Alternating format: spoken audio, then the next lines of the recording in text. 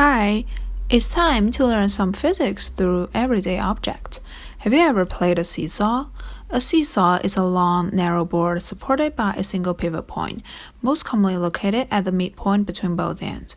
As one end goes up, the other goes down. Seesaw is most commonly seen in playground, but have you ever thought about the principles behind it? Today, let's dig into this phenomenon together. Anna is at a playground and wants to play seesaw with Tom. Tom is heavier than Anna and he has already sat down in the middle of the left side of the seesaw. What should Anna do to make seesaw move up and down? Choose as many answers as you can. Let's see if you get the answers right. If Anna sits on the same side with Tom, obviously the seesaw will remain still. Can Anna carry something heavy with her to make the seesaw move? As you can see, if she holds a heavy toy bear and sits on the right side of the seesaw, she can get the seesaw move. Now, let's see if where Anna sits affects the movement of the seesaw. Sitting close to the midpoint will not help the seesaw move. The seesaw is still tilting towards Tom's side. However, when Anna sits at the end of the right side, the seesaw will move up and down pretty smoothly. Why is this happening? We all know that weight is relevant when playing a seesaw. When Anna carries a toy bear with her, the total weight on the right side increases. While in the example, when Anna sits at the far end of the seesaw, the board also moves.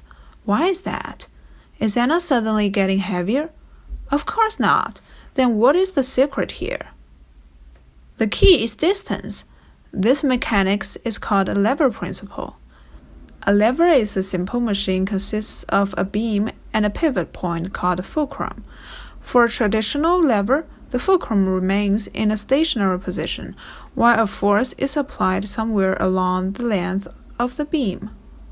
There are some interesting laws about levers. Here we have a lever with scales on the beam. On each side of the beam, the length is evenly divided into 3 segments. We want to put a watermelon and an apple on the lever.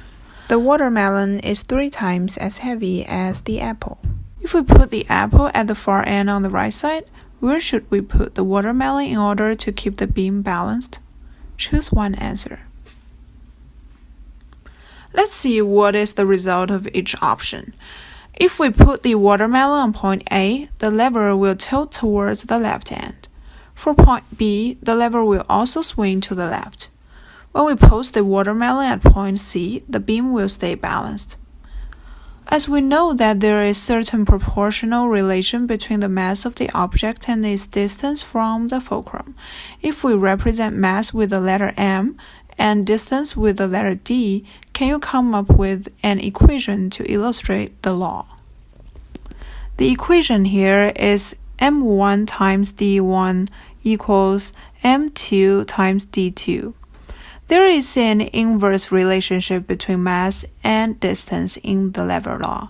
If we want to keep the beam balanced, we should put the heavier object closer to the fulcrum and the lighter object closer to the end on the opposite side. Lever principle is also applied in many other places, such as scissors, tweezers, bottle openers, even our arms. Can you explain the reason? Well, let's save it for the next video. Thanks for watching. See you next time.